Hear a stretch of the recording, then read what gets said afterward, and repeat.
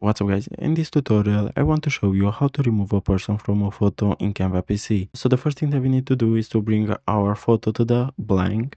Then what we want to do is to select it, like so.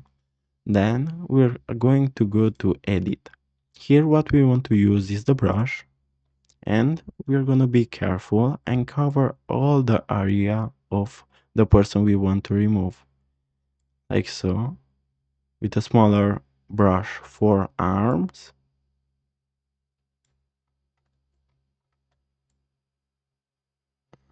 We want to be careful so the removal looks natural. We're going to use the brush for the entire person. We're going to increase the size now.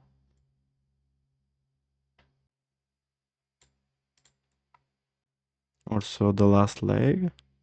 After you cover the person, what we want to do is to use the magic eraser and let the Canva do the magic. As you can see, the person was not removed correctly. What we want to do now is to select the remaining part that wasn't removed, like so. And again, we're gonna use the magic eraser. And as you can see now, the person was removed. So guys, this was the tutorial. Thanks for watching and don't forget to like the video and subscribe to the channel. Bye bye.